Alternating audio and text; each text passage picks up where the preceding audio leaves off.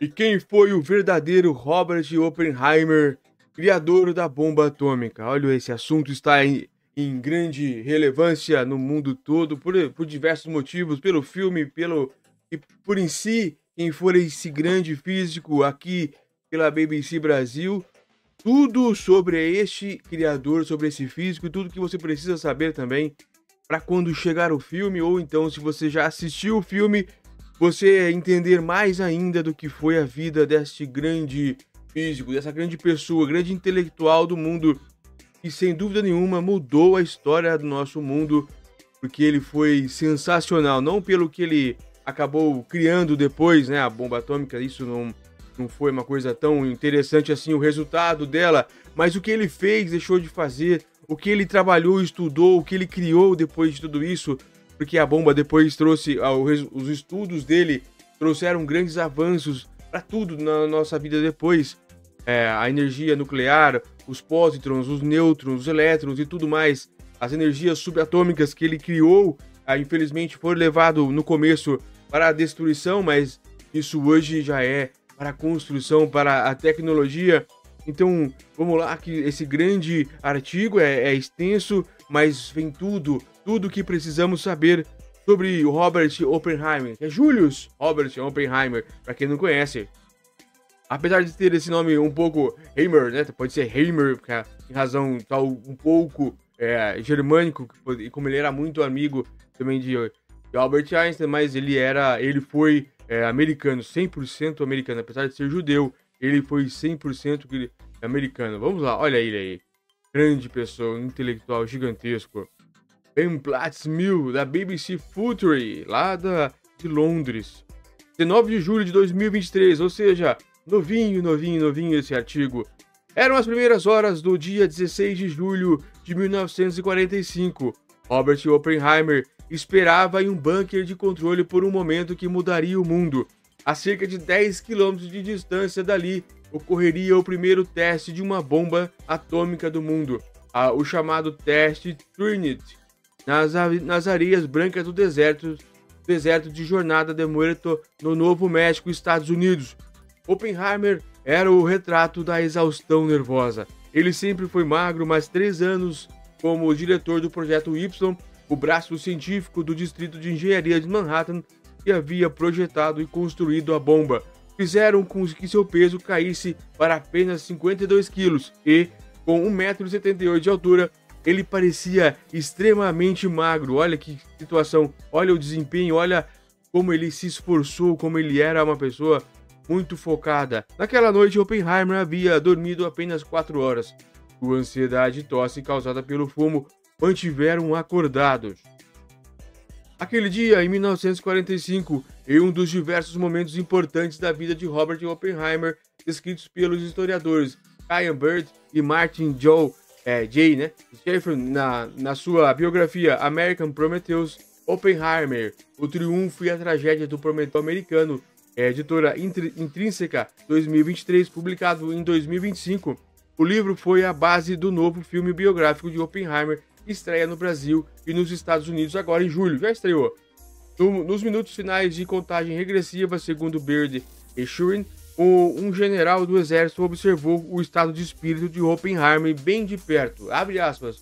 O Dr. Oppenheimer ficou mais tenso quando soaram os últimos segundos. Ele mal respirava. Fecha. A explosão ofuscou o sol. Com potência equivalente a 21.000 toneladas de TNT, aquela foi a maior detonação já observada. Ele criou uma onda de choque que foi sentida a 160 quilômetros de distância, enquanto o estrondo tomava conta do cenário e a nuvem, em uma forma de cogumelo, subia no céu. A expressão de Oppenheimer ficava relaxada, em um sinal de tremendo alívio. E minutos depois, seu amigo e colega Isidor Rabi pode observá-lo à distância. Abre aspas. Nunca esquecerei seus passos. Nunca esquecerei a forma como ele agiu como ele saiu do carro. Contou ele. Seu andar era como no filme Matar ou Morrer. Impertigado daquela forma, ele havia conseguido. Em entrevistas concedidas nos anos 1960, Oppenheimer acrescentou ainda mais seriedade à sua reação. Ele afirmou que, nos momentos após a detonação, veio à sua mente um verso de Bhagavad Gita, o livro sagrado do hinduísmo. Abre aspas. Agora eu me tornei a morte, o destruidor de mundos. Fecha aspas. Olha, ele com seu experimento. Essa é a bomba. The Garnishin, o dispositivo, foi colocado no alto de uma torre para teste de Trinity em 1945, a primeira bomba nuclear detonada no planeta. Isso aí. Nos dias que seguiram, seus amigos relataram que ele parecia cada vez mais deprimido. Robert ficou muito quieto e ruminando durante aquelas 2 semanas. Relembrou um deles, porque ele sabia o que estava para acontecer. Simplesmente. Certa manhã, ele ouviu o lamentando, em termos condescendentes, o inevitável destino dos japoneses. Aquelas pobres pessoas, dizia ele. Mas poucos dias depois, ele estava novamente nervoso, concentrado e rigoroso. Em uma reunião com seus colegas militares, ele parecia ter esquecido tudo sobre as pobres pessoas. Beard e Schwinn relatam que, na verdade, ele estava concentrado na importância das condições certas para o lançamento da bomba. É claro que eles não devem lançá-la na chuva ou na neblina. Não os deixem detoná-las alto demais, instruía ele. A instrução colada nela é exatamente o certo. Não deixem que ela suba mais alto ou o alvo não sofrerá tantos danos.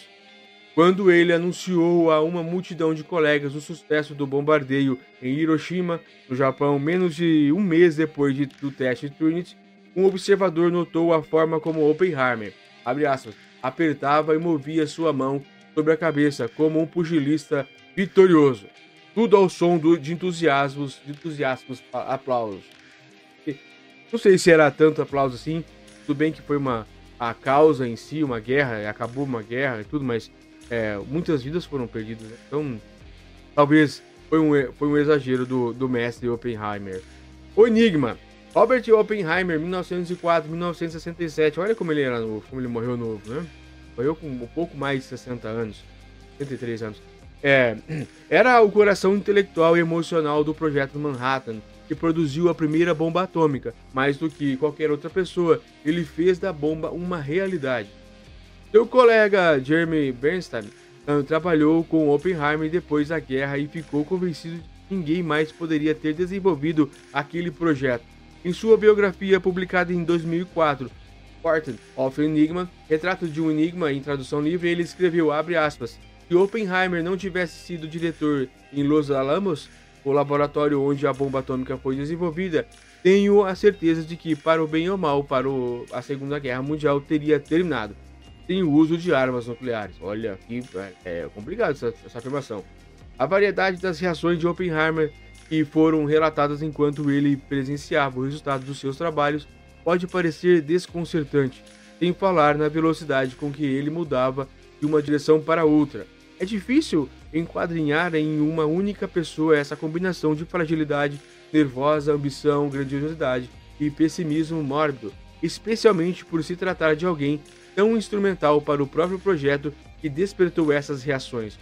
Bird e Schwinn também chamam Oppenheimer de enigma, um físico teórico que exibia as qualidades carismáticas de um grande líder e cultivador da estética e da ambiguidade. Segundo eles, Oppenheimer era um cientista, mas também, segundo descreveu um outro amigo, abre aspas, um manipulador da imaginação de primeira classe, fecha. Pelo relato de Bird e Schwinn, as contradições do caráter de Oppenheimer, as qualidades que seus amigos e biógrafos tiveram dificuldade de explicar, parecem ter estado presentes desde o início da vida. O físico nasceu em Nova York, nos Estados Unidos, em 1904, filho de imigrantes judeus alemães de primeira geração que ganharam dinheiro com o comércio de tecidos. A família morava em um grande apartamento no lado superior oeste de Manhattan, com 3 empregadas e um motorista. Obras de arte europeias adornavam as paredes da residência. Mesmo com essa criação luxuosa, seus amigos de infância relembravam Oppenheimer como uma criança generosa e que não era mimada.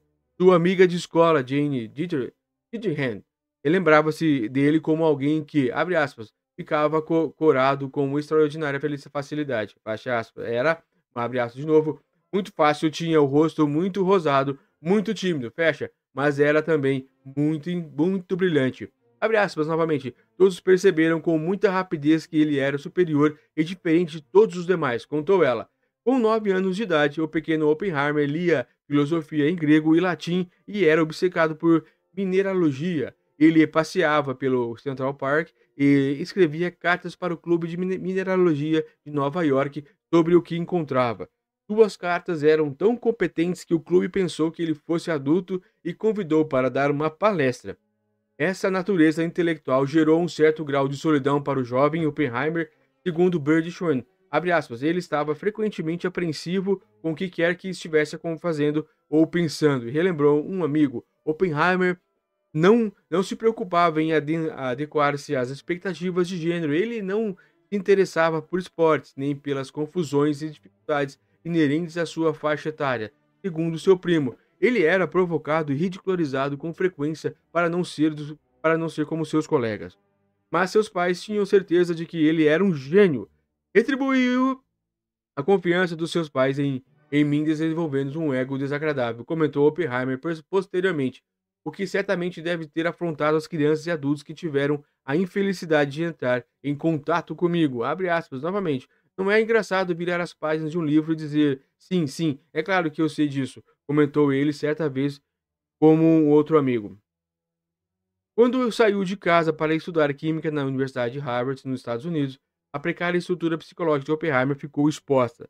Sua frágil arrogância e sensibilidade pouco disfarçada aparentemente tinha pouca utilidade para ele. Em uma carta em 1923, publicada em uma coleção de 1980, editada por Alice Kimball Schmidt e Charles Weiner, ele escreveu, abre aspas, trabalho e escrevo inúmeras teses, observações, poemas, contos e inutilidades. Crio mau cheiro em 3 laboratórios diferentes. Sirvo chá e falo com conhecimento para algumas almas perdidas. Saio no fim de semana para destilar a energia negativa na forma de risadas e exaustão. Leio grego, cometo gafes, procuro cartas na minha mesa e desejo que estivesse morto. Vou lá. Cartas posteriores reunidas por Smith e Weiner revelam que os problemas prosseguiram ao longo de sua pós-graduação em Cambridge, no Reino Unido. O tutor de Oppenheimer insistia em aplicar trabalho no laboratório, que era uma das fraquezas do cientista. Abre aspas, estou tendo momentos bastante ruins, escreveu em 1925. O trabalho no laboratório é terrivelmente maçante e sou tão ruim nele que é impossível sentir que estou aprendendo alguma coisa. Fecha. Ainda naquele ano, a intensidade de Oppenheimer quase causou um desastre quando ele deixou deliberadamente na mesa de seu tutor. Seus amigos especularam posteriormente que sua ação pode ter sido causada por inveja e sentimentos de inadequação. O tutor não comeu a maçã, mas a vaga de Oppenheimer em Cambridge ficou ameaçada. Ele só foi mantido sob condição de consultar um psiquiatra. O médico diagnosticou com psicose, mas depois deu alta ao físico, afirmando que o tratamento não traria benefícios. E lembrando esse período, Oppenheimer contaria mais tarde que considerou seriamente a possibilidade de suicidar-se naquele Natal daquele ano.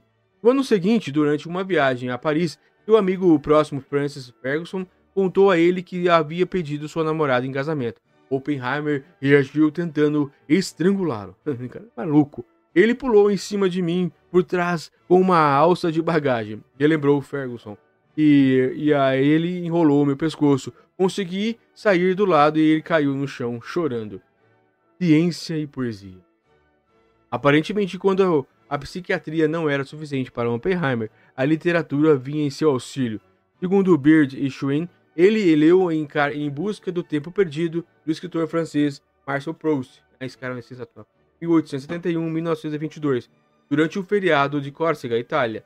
No livro, ele encontrou um pouco de reflexão sobre o seu próprio estado de espírito, o que tranquilizou, abrindo espaço para um modo de ser mais solitário.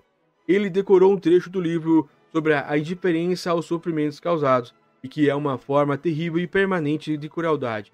Essa questão do comportamento em relação ao sofrimento tornaria um interessante e permanente para Oppenheimer, orientando suas preferências sobre os textos filosóficos espirituais por toda a vida, o que teria papel importante no trabalho definiria sua carreira. Naquelas mesmas férias, ele fez um comentário para seus amigos que parecia profético. O tipo de pessoa que mais admiro é aquela que se torna extraordinariamente boa em fazer muitas coisas, mas ainda mantém o semblante marcado pelas lágrimas. Oppenheimer voltou para Cambridge com os espíritos mais leves e sentiu-se muito mais gentil e mais tolerante, como ele próprio relembraria mais tarde. No início de 1926, ele conheceu o diretor de um Instituto de Física Teórica da Universidade de Göttingen, na, na Alemanha, e se convenceu rapidamente dos talentos de Oppenheimer como teórico e convidou para estudar ali.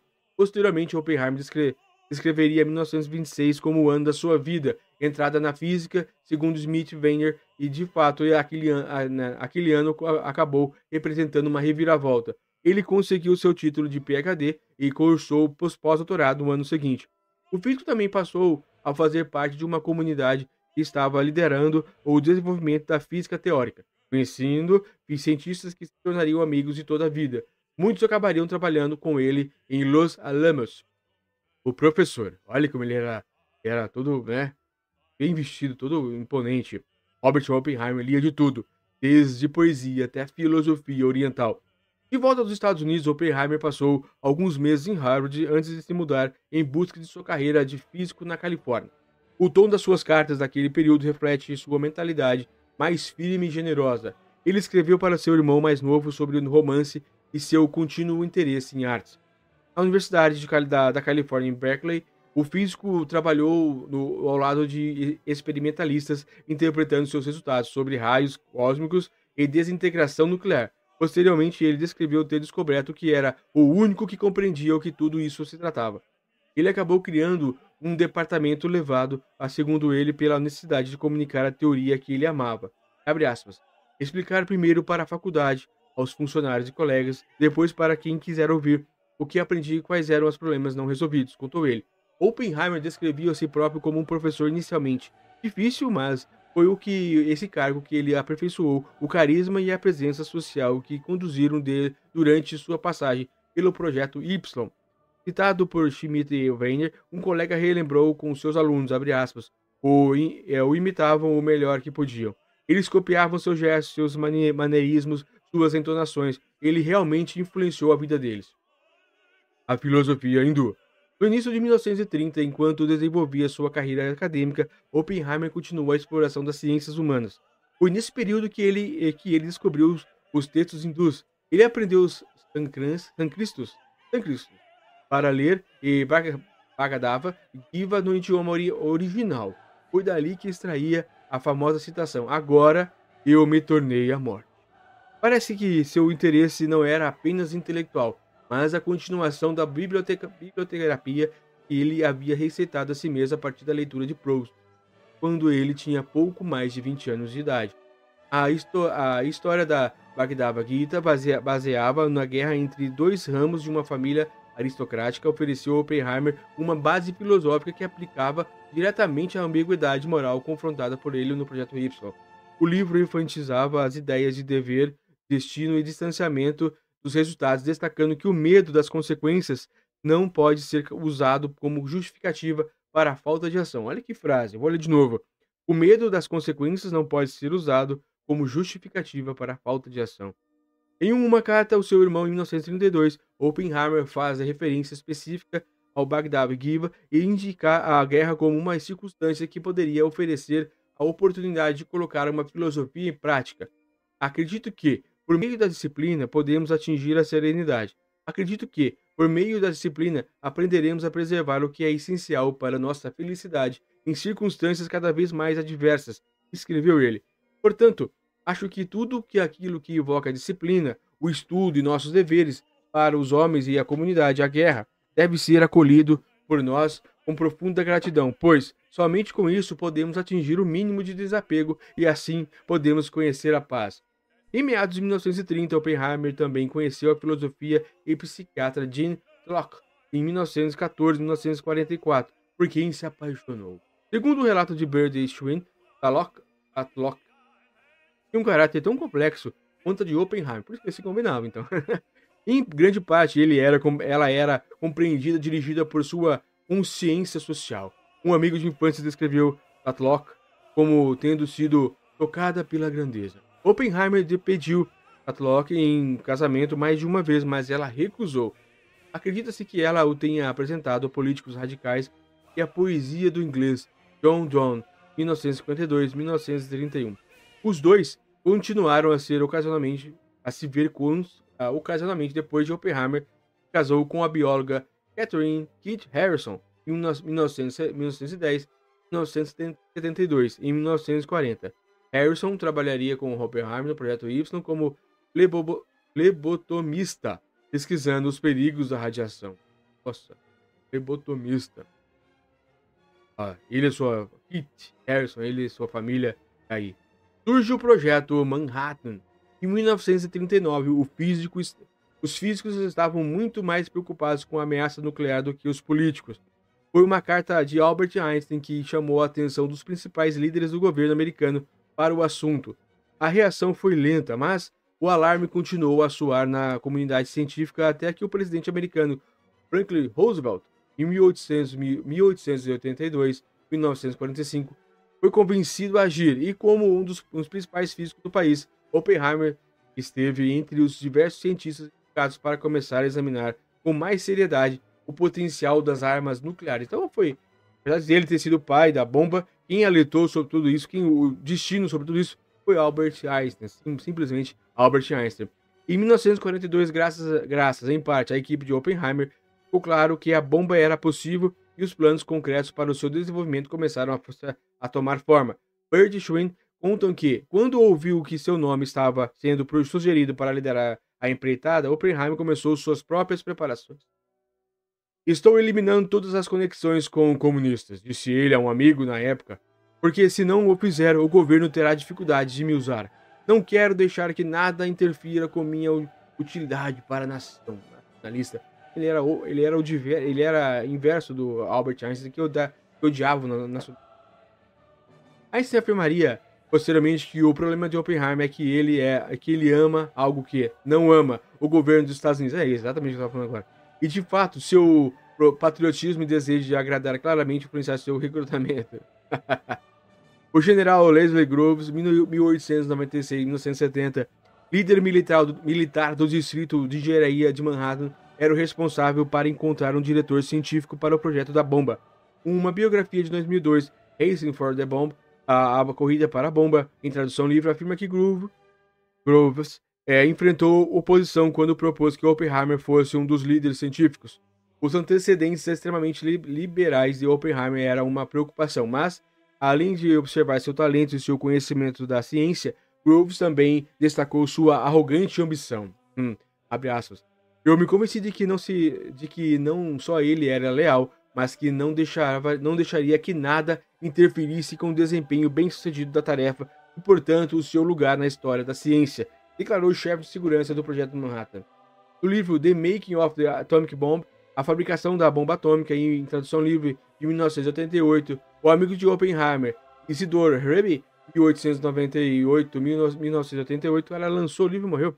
É citado dizendo que esta era uma nomeação muito improvável, mas ele concordou posteriormente que havia sido um verdadeiro golpe de gênio da parte do General Groves. E foi porque não deu certo, né? Olha os dois aí, ó, operando a bomba.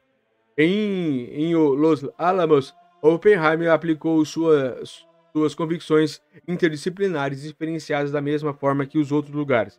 Na autobiografia de 1979, What Little I Remember, o pouco de que me lembro, em tradução livre, o físico austríaco de nascimento Otto Frisch, 1904-1979, lembrou que Oppenheimer recrutado não só os cientistas necessários, mas também um pintor, um filósofo e alguns outros personagens improváveis. Ele sentia que uma comunidade civilizada seria incompleta, assim. Sangue nas mãos. Começou a história da bomba. Verdade. Depois da guerra, o comportamento de Oppenheimer aparentemente sofreu mudanças. Ele descreveu as armas nucleares como instrumentos de agressão, de surpresa e de terror, e a indústria de as armas como o trabalho do demônio. Em uma reunião de outubro de 1945, ele disse ao então presidente norte-americano Harry Truman, 1888-1972, a frase que ficou famosa: Sinto que tenho sangue nas mãos. Truman depois declarou: eu disse a ele que o sangue estava nas minhas mãos e que eu deveria me preocupar com aquilo. Esse diálogo é uma repetição surpreendente de outra citação de Bhagavad Gita entre o príncipe Arjuna e Deus Krishna. Quando a Arjuna se recusa a lutar porque acredita que será responsável pelos assassinatos dos seus companheiros, Krishna retira o fardo dos seus ombros, dizendo, abre aspas, veja em mim o real assassino desses homens. Erga-te sobre a fama, sobre a vitória, sobre a feliz intenção real. Eles já estão mortos por mim. Seja você o meu instrumento. Olha que manipulação. Durante o desenvolvimento da bomba, Oppenheimer havia usado um argumento similar para aplacar as irritações éticas dos colegas e suas próprias. Ele disse que, como cientistas, eles não eram responsáveis pelas decisões sobre a forma do uso da arma, mas apenas por fazer o trabalho. O sangue, se houvesse, estaria nas mãos dos políticos. Mas aparentemente, quando a façanha foi alcançada, a confiança de Oppenheimer sobre essa posição ficou abalada. Bird e Schwinn relatam que no seu cargo de comissão de energia atômica, no período da pós-guerra, ele combateu o desenvolvimento de suas armas, incluindo a bomba de hidrogênio mais poderosa, cujo caminho havia sido aberto pelo próprio trabalho. Estes reforços fizeram com que Oppenheimer fosse investigado pelo governo americano em 1954 e tivesse sua licença de segurança cancelada, encerrando seu envolvimento no trabalho político. A comunidade acadêmica saiu em sua defesa. No Journal The New Republic, em 1955, o filósofo Bertrand Russell, 1872-1970, comentou que a investigação tornou-se inevitável que ele cometeu erros, um deles com gravidade do ponto de vista de segurança, mas não houve provas de deslealdade, nem de nada que pudesse ser considerado traição. Os cientistas foram pegos em um trágico dilema. Em 1963, o governo dos Estados Unidos concedeu a Oppenheimer o prêmio Enrico Fermi como gesto de reabilitação política, mas foi apenas em 2002, 55 anos depois de sua morte, que o governo norte-americano reverteu a decisão de 1954 de cancelar sua licença e reafirmou a lealdade do físico. Licença, né? Nas últimas décadas de vida de Oppenheimer, ele manteve expressões paralelas de orgulho pelas conquistas técnicas da bomba e de culpa pelos seus efeitos. Seus comentários também demonstravam resignação. Ele afirmou que mais de uma vez que a bomba era simplesmente inevitável. Robert Oppenheimer passou seus últimos 20 anos de vida como diretor do Instituto de Estudos Avançados da Universidade de Princeton, nos Estados Unidos, trabalhando ao lado de Einstein e de outros físicos. A influência das ciências humanas. Em Los Alamos, Oppenheimer decidiu-se a promoção do trabalho interdisciplinar. Nas suas palestras, ele enfatizava a condição de que as ciências exatas precisavam das humanas para melhor compreender suas próprias implicações. Segundo Bird e Schwinn, para isso, ele recrutou um grupo de especialistas em ciências humanas, que incluía estudiosos dos clássicos, poetas e psicólogos. Mais tarde, ele veio a considerar essa energia atômica como um problema que superava as ferramentas intelectuais de sua época. Como disse o presidente Truman, era uma nova força evolucionária demais para considerar a estrutura das velhas ideias. Em 1965, em uma palestra em 1965, publicada posteriormente na coleção Uncommon Sense, Senso em Comum em tradução livre, em 1984, ele afirmou: ouvi de alguns dos grandes homens de nosso tempo que, quando eles encontravam algo brilhante, sabiam que era bom porque tinham medo. Ao comentar sobre os momentos de descobertas científicas perturbadoras, Oppenheimer adorava citar John Donne, abre aspas, está tudo em pedaços, toda a coerência se perdeu. O cientista também admirava outro poeta inglês, John Keats, 1975-1821, que cunhou a expressão capacidade negativa para descrever uma qualidade comum nas pessoas que ele admirava. Quando um homem é capaz de enfrentar incertezas, mistérios e dúvidas sem qualquer sinal de irritação depois de procurar fatos e razões. Aparentemente, era algo que Russell estava descobrindo quando ele escreveu sobre Oppenheimer e sua incapacidade de ver as coisas com simplicidade, uma incapacidade que não é surpreendente em alguém com um aparelho mental complexo e delicado. Quando descrevemos as contradições de Oppenheimer, sua mutabilidade, sua contínua alternância era a poesia e a ciência e seu hábito de desafiar as descrições simples. Talvez estejamos identificando as próprias qualidades que possibilitam a ele a busca pela criação da bomba. Mesmo em meio àquela importante e terrível tarefa, Oppenheimer manteve vivo o semblante marcado pelas lágrimas, que a ele havia previsto com pouco mais de 20 anos de idade. Acredita-se que o nome do teste Trinity tinha vindo do poema de Don John, intitulado Bate em Meu Coração, Deus de 30 pessoas. Para que eu possa me levantar e permanecer de pé, derruba-me e inflige tua força para te golpear, queimar e renovar. Jan Talok, que apresentou Don e Oppenheimer, e por quem, segundo acreditavam alguns, ele teria permanecido apaixonado, cometeu suicídio no ano anterior ao teste. O projeto da bomba foi totalmente marcado pela imaginação do físico e seu sentido de romance e tragédia. Talvez fosse a arrogante ambição identificada pelo General Groves durante a entrevista de emprego de Oppenheimer para o Projeto Y, ou talvez sua capacidade de adotar, pelo tempo que fosse necessário, a ideia daquela ambição arrogante. Além do resultado das pesquisas científicas, a bomba foi também produto da capacidade da disposição de Oppenheimer de imaginar-se como o tipo de pessoa que poderia fazer a arma acontecer. Fumante inveterado, desde a adolescência, Oppenheimer sofreu episódios de tuberculose ao longo da vida. Ele morreu de câncer da garganta em 1967, com 62 anos de idade. Em um raro momento de simplicidade, 2 anos antes da morte, o físico traçou uma distinção entre a prática da ciência e a poesia. Ao contrário da poesia, segundo ele, a ciência é a arte de aprender a não cometer o mesmo erro 2 vezes. O filme, por fim, com lançamento em julho no Brasil e nos Estados Unidos, o filme Oppenheimer é baseado no livro vencedor do prêmio Pulitzer, Oppenheimer, o triunfo e a tragédia do Prometeu americano, editora Intrínseca 2023. O ator Cillian Murphy interpreta o Robert Oppenheimer.